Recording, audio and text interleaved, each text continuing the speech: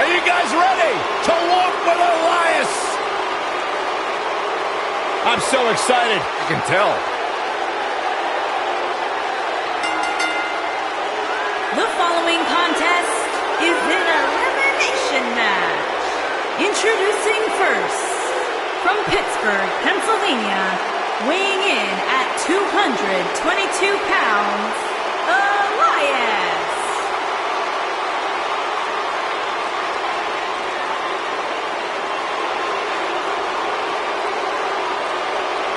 Listen, I can't deny his in-ring ability, but when it comes to his music, I got no time for Elias.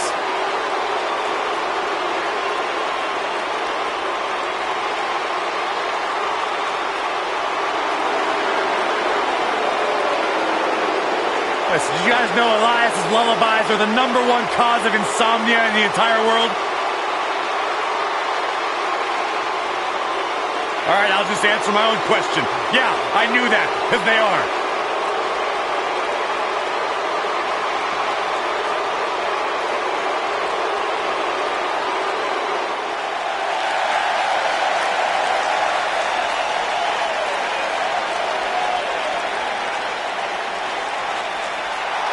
And his partner, from Cincinnati, Ohio, weighing in at 225 pounds, Dean Ambrose.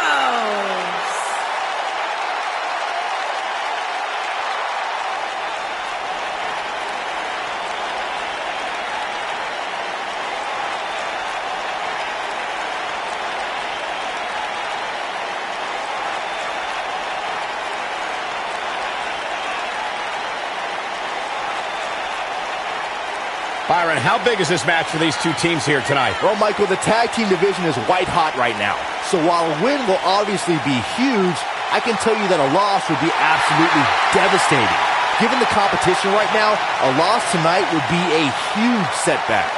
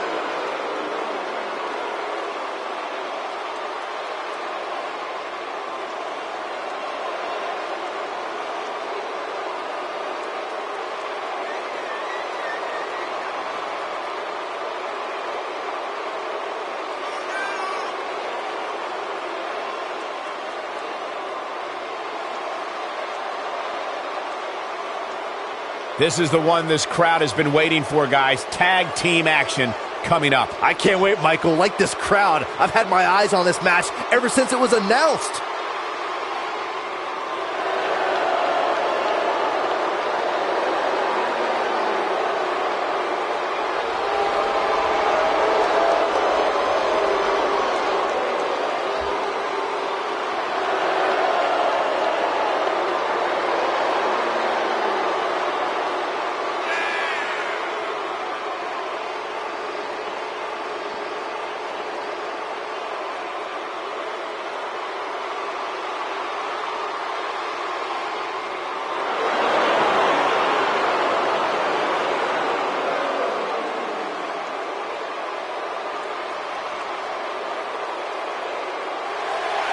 Despite what Byron Saxton said about him in the past, Shelton Benjamin is a true legend, and he's ready for action. The gold standard in WWE. And his partner, from Orangeburg, South Carolina, weighing in at 248 pounds, Shelton Benjamin.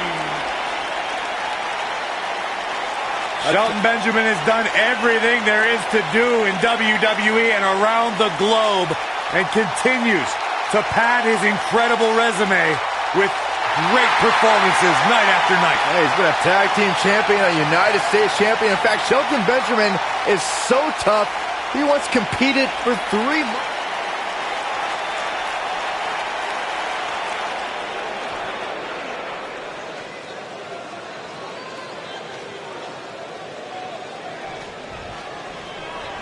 And here we go, folks, as we get this tag team match started.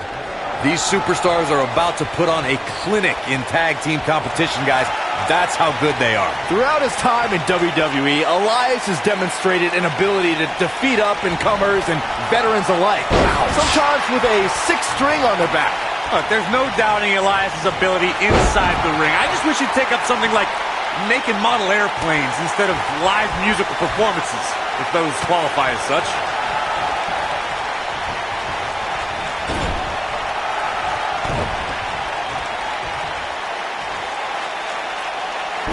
Right to the face.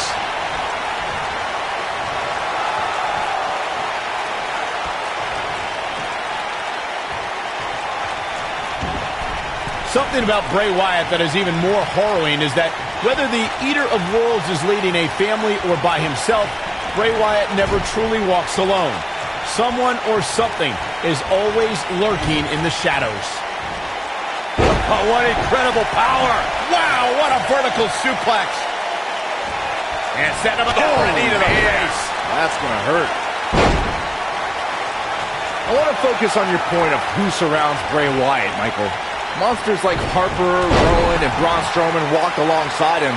Even Daniel Bryan and Randy Orton carried out Bray Wyatt's demented plans of destruction at different points. Heck, Xavier Woods has a PhD, and he almost succumbed to Wyatt's brainwashing. Well, as time goes on, Bray Wyatt is enshrouded in further mystery. What's even more terrifying is that the man is just as dangerous to a WWE superstar's well-being, whether he walks alone or with his followers close by. Being unhinged, unstable is the calling card of Dean Ambrose. But Corey, I know you don't see Ambrose as one of the smartest superstars on the roster. No, I don't. However, I do see Ambrose as having an uncanny tolerance for pain. Doesn't matter how many car wrecks this lunatic puts himself through, Dean Ambrose doesn't have enough common sense to quit.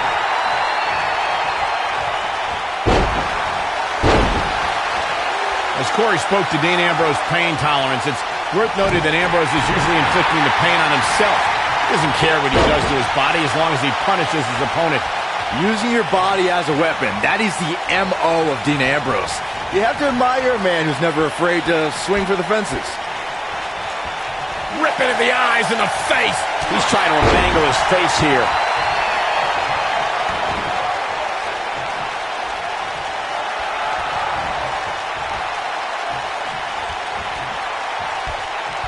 Setting him up. He's just so dominant.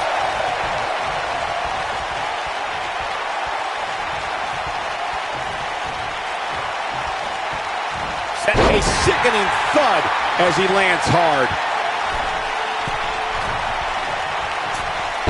Forearms for the second rope. Driving down. This could be huge. Oh, goodness. Jam your leg in a bad way. This could be dangerous. This could mean trouble.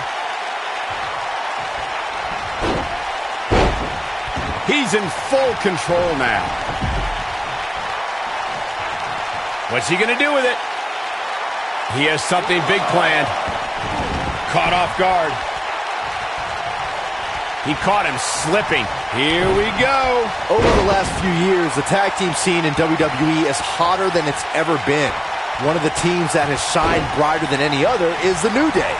Xavier Woods, Big E, and Kofi Kingston are two-time tag team champions. But it was their second reign that put the New Day name in WWE history books forever.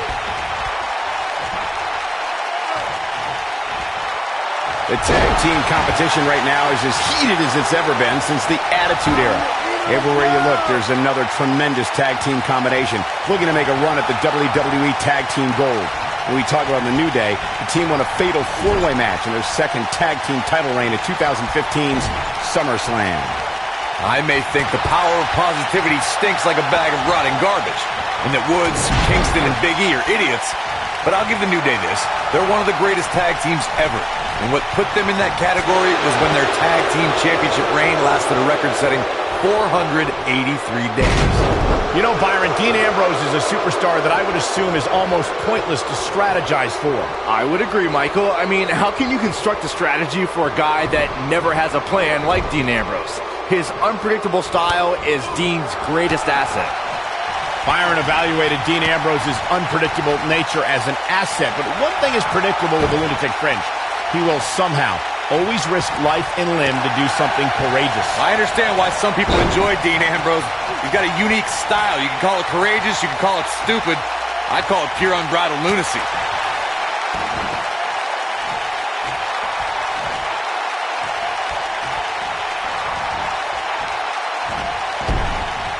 Tag team history was made when the first ever SmackDown Tag Team Champions were crowned at Backlash 2016. The unlikely duo of Rhino and Heath Slater caught lightning in a bottle and ran through the tag team title tournament. In the finals, Rhino and Slater took on the Usos to see which team would be the inaugural tag team champions.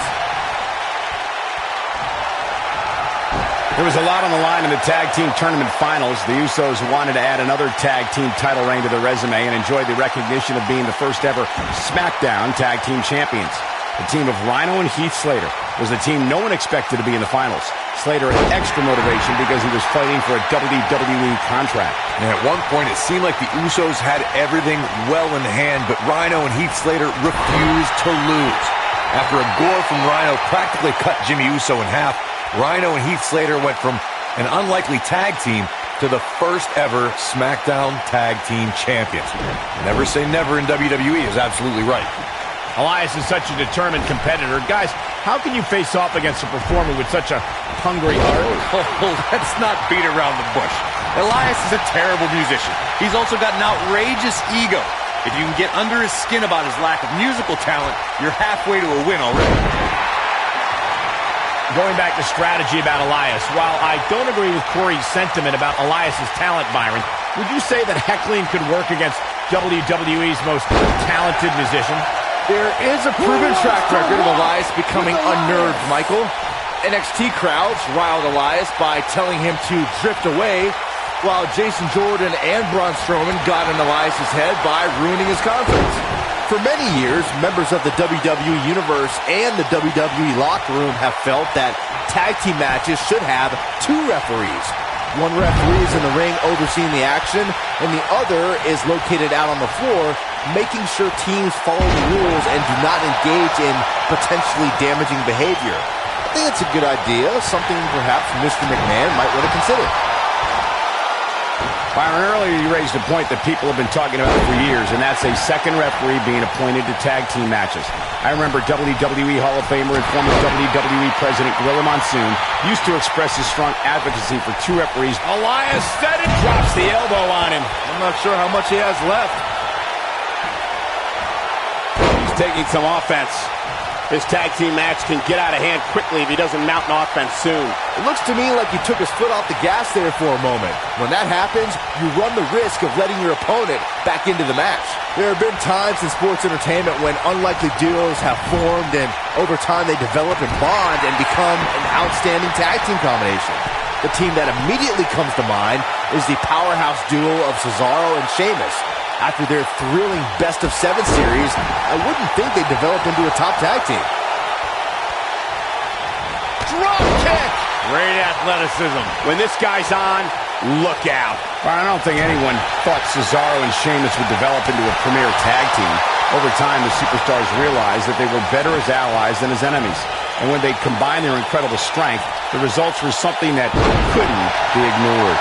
It was really unbelievable to witness the evolution of Cesaro and Sheamus as a team. We saw them improve every week and conquer a variety of opponents.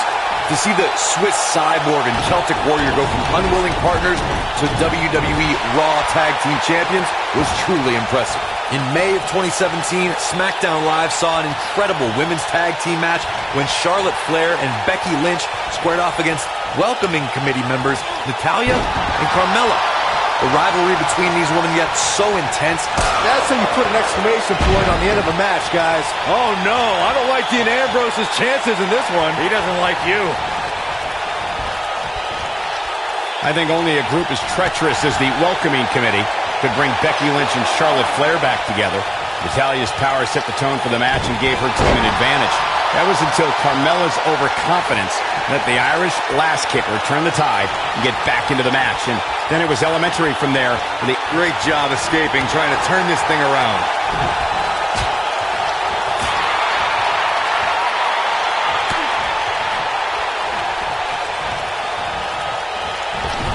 Guys, let me take you back to Dean Ambrose's short time as Mr. Money in the Bank.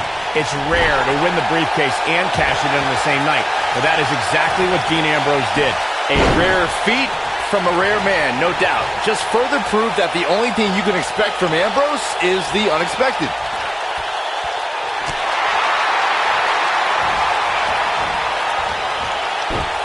He slams him down with authority.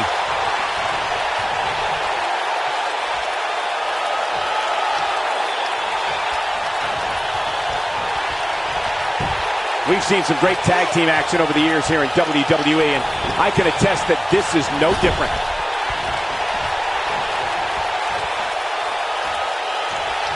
Tag made, double team action now. That's a great example of teamwork right there.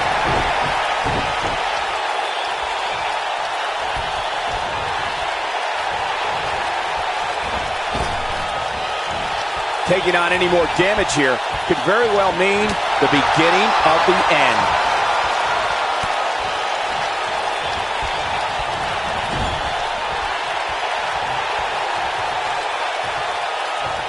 Keep in mind, this superstar's competing hurt tonight. Or so we're told. I'm not so sure I believe it. Oh boy, he is rolling.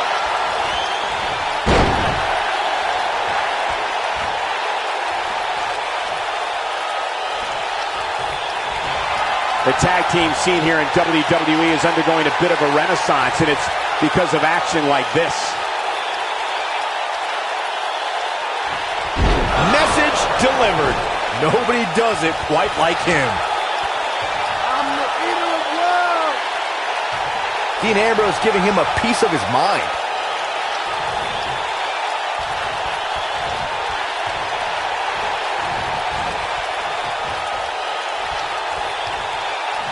At some point, the referee may want to think about stopping this one before somebody gets seriously injured.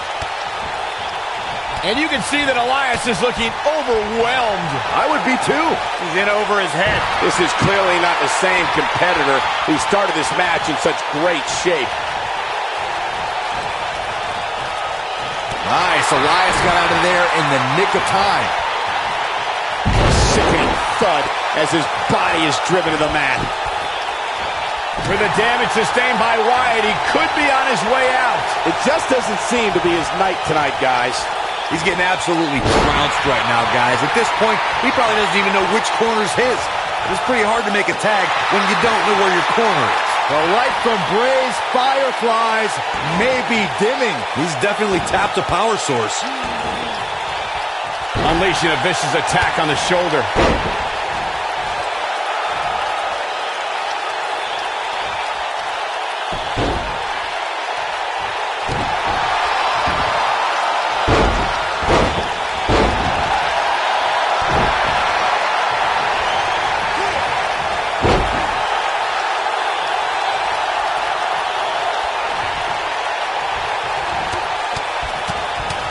He's focusing on the face now.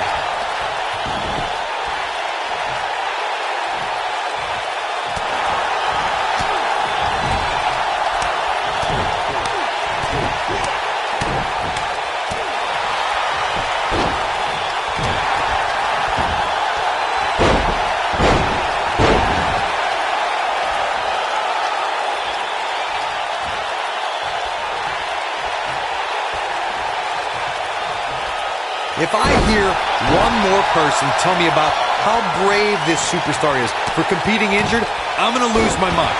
I mean, what we're talking about here is essentially the equivalent of a hangnail. I wouldn't necessarily call that an injury.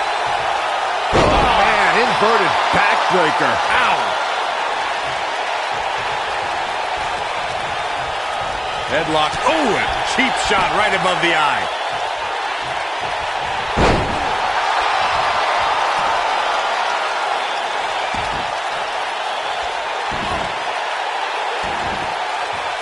Look at this. He's going back to an old friend with that one. Uh-oh. And a suplex. And it's Ambrose showing some agility. A punishing series of punches.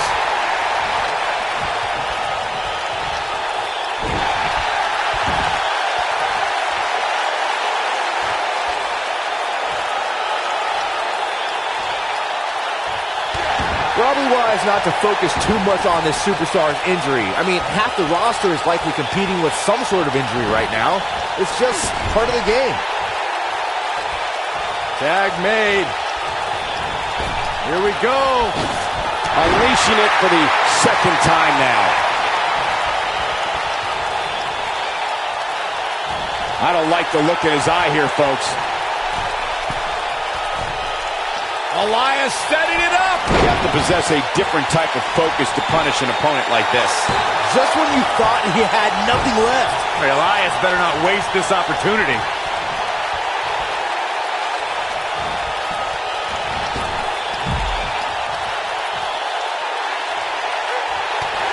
You can see the wear and tear that this fight has taken out of these men. Bray Wyatt, big move coming. Sister Abigail. The succubus strikes again. Wyatt has to look to end this match right now.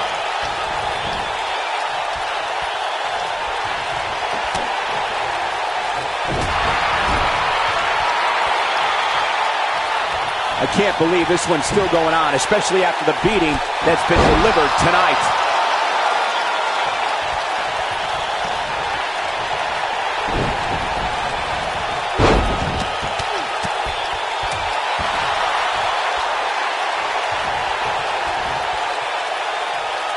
Oh, man, what a hit. Knocked right off the apron.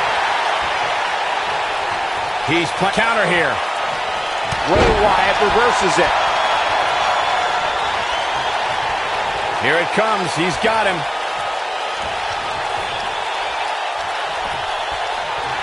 His signature slam.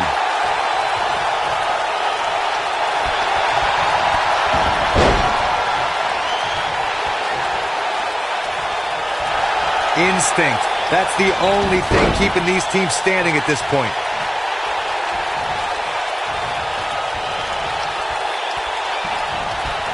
Gentlemen, Shelton Benjamin may be fading away here. It might be cliche, but it's true here. It ain't over till it's over. Oh, face first.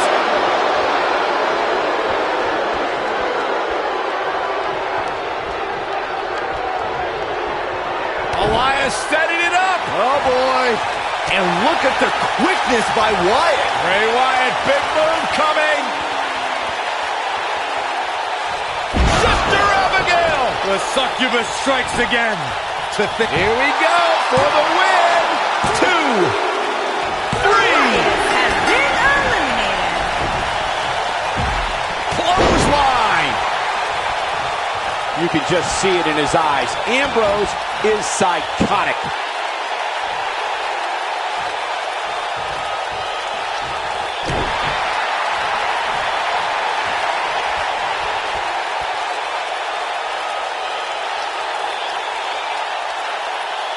I don't know how much more damage one person can take.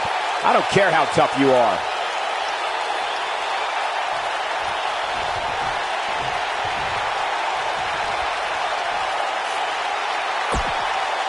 This has been a war.